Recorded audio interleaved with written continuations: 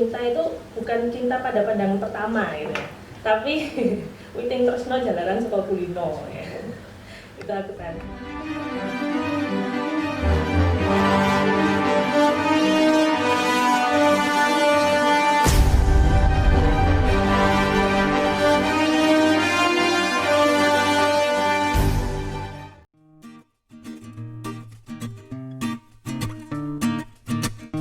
Assalamualaikum warahmatullahi wabarakatuh.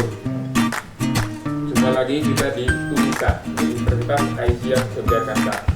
Kali ini bersama dengan saya, Fajar Satya Segarosesa, selaku dosen prodi akuntansi UNISA. Kali ini temanya hari ini kita akan berbicara ngobrol-ngobrol bareng Ibu Rizal, selaku kaprodi akuntansi UNISA, dengan tema prospek lulusan akuntansi UNISA. Apa aja tuh sebenarnya kita mau ngulik lebih jauh pada Bu Rizal ini, gimana tuh sebenarnya kuliah akuntansi di UNISA itu, terus mau kemana ke depannya kita. Sebelum itu kita persilakan dulu Bu Rizal untuk memperkenalkan dirinya dulu. Mana ini, untuk Bu Rizal.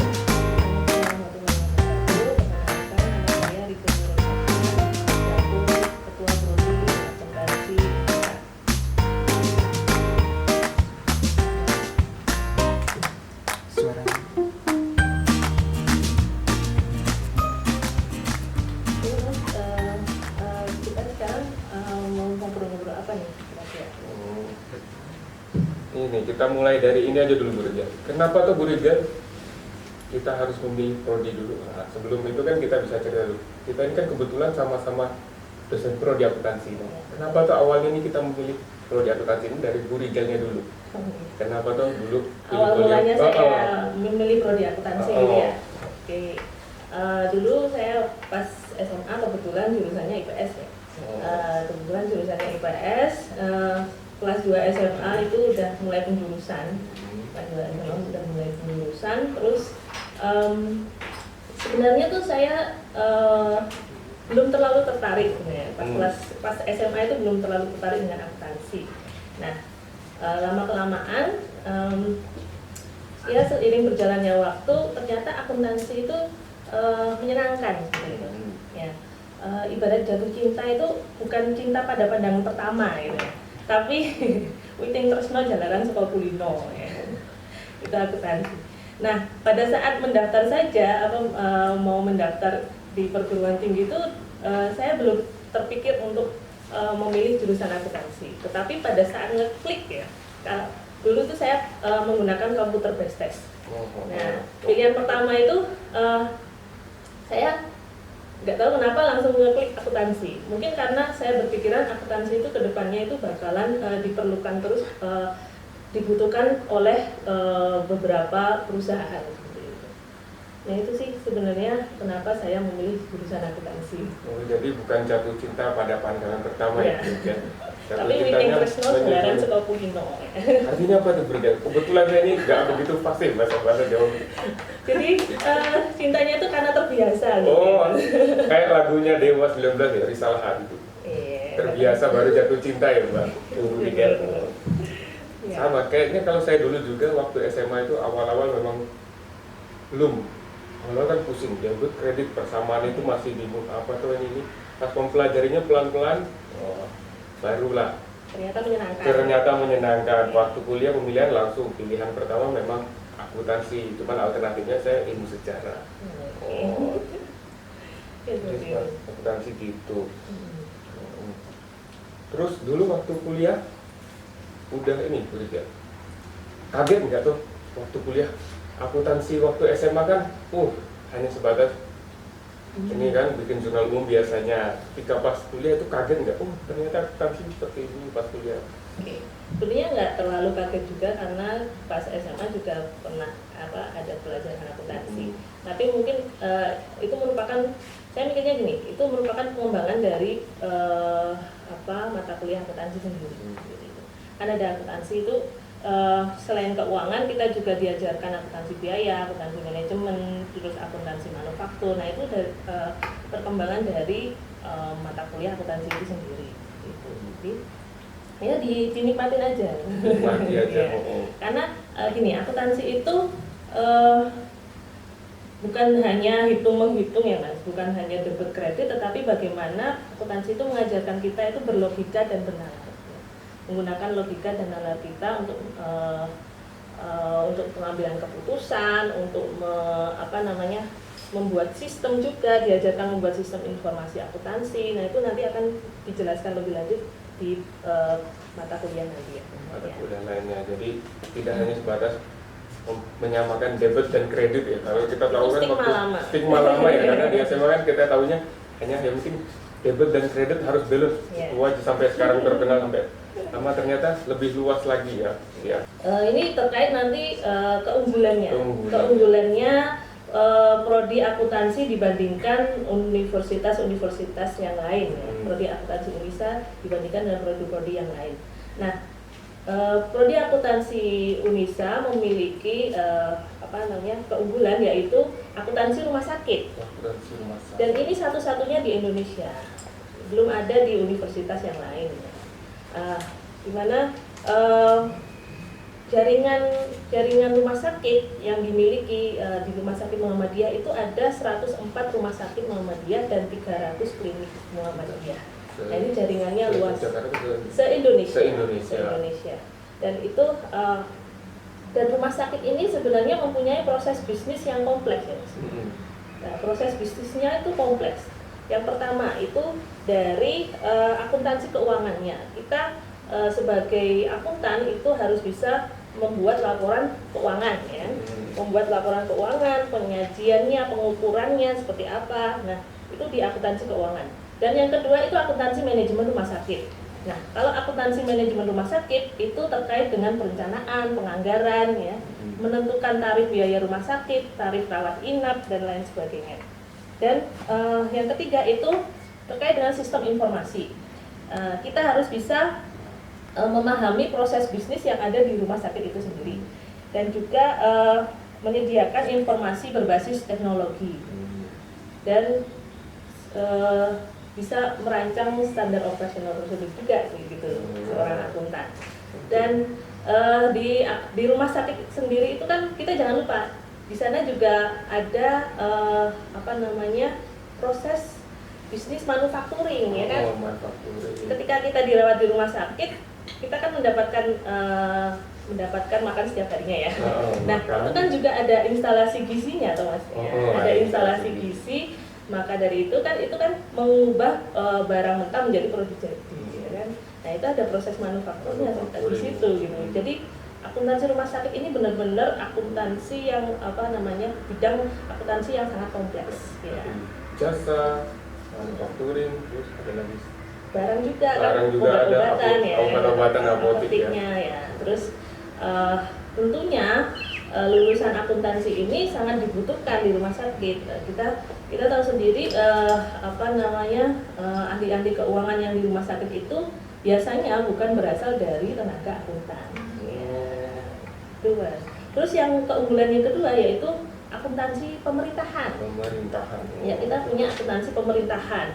Akuntansi pemerintahan itu tentunya instansi-instansi pemerintah itu sangat butuh lulusan akuntansi, ya kan? Pemerintah desa, pemerintah daerah, pemerintah pusat itu pasti memerlukan lulusan akuntansi. Dan perusahaan-perusahaan negara, perusahaan-perusahaan BUMN itu jumlahnya di Indonesia itu sebanyak 115 perusahaan. Nah, itu membutuhkan lulusan akuntansi. Gitu. Jadi peluangnya itu terbuka lebar ya. Rumah sakit dan pemerintahan, jadi dua konsentrasinya dua keunggulan dari prodi akuntansi Indonesia ini di dua bidang ini ya. Ini berarti sudah dimulai dipelajari atau di mata kuliah semester berapa gitu?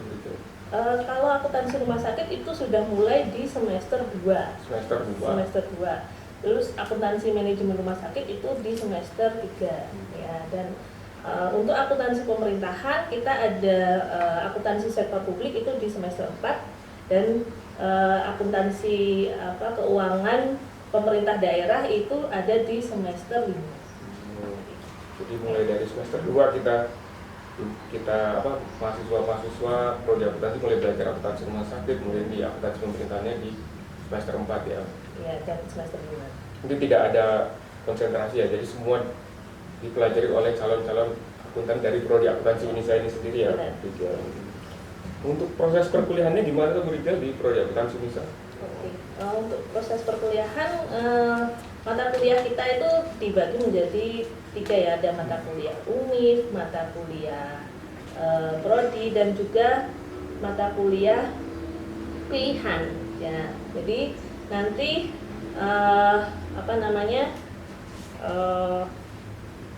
mahasiswa itu mengambil sampai lulus itu 146 SKS. 146 Itu sudah termasuk magang dan skripsi ya. Dan proses perkuliahan itu berdasarkan mahasiswa itu diharapkan lebih aktif gitu. Jadi berdasarkan student center learning gitu. Ada pertanyaan ini Bu Rijal. Ya. Dari akun Instagram @ahkaz. Di sini mau ditanya, Kak, apakah masa pramataf dilakukan secara daring? Oke. Untuk pramataf itu kita nanti karena kondisinya seperti ini ya, kita tahu kita berjibaku dengan COVID-19 ini. Jadi untuk matafnya sendiri nanti dilaksanakan secara online. Mantap, secara online. Ya. Jadi secara online ya. Tadi siapa namanya? Askaf kalau nggak salah. Oh ya, tadi terkait proses perkuliahan. Kan kita keunggulannya di akuntansi rumah sakit dan pemerintahan. Nah itu ada nggak tuh Bu Rijal magang atau apa untuk melatih soft skill ataupun hard skill buat mahasiswa? Iya. Ini sebagai apa ya? Kita juga di era revolusi industri ini harus diintegrasikan dengan apa yang sudah kita dapatkan di perkuliahan juga nanti di dunia kerja. Itu ada magang. Kita magangnya ada di instansi-instansi rumah sakit dan juga di instansi-instansi pemerintahan. Tetapi tidak tertutup kemungkinan jika mahasiswa itu mau magang di tempat yang lain. Ada magang juga di rumah sakit ya, karena kita punya jaringan 104 rumah sakit. Ya, dan 300 klinik. 300 klinik, jadi tidak perlu khawatir gimana tuh mau prakteknya di rumah sakit itu. Ya. Jadi bisa mengimplementasikan ilmunya secara langsung gitu ya. Benar. Untuk ini di prodi akuntansi ini ada organisasi mahasiswanya nggak sih? Oh ada. Kita punya hima prodi ASEP ya. Oh, ASEP namanya. Accounting Student Association ya. Dan kepengurusannya itu dilantik pada saat MUBES, musyawarah besar. Dan program-program kegiatan yang sudah dilakukan oleh ASEP ini antara lain baksos, terus latihan dasar kepemimpinan organisasi, terus setelah itu ada upgrading ya, upgrading gitu.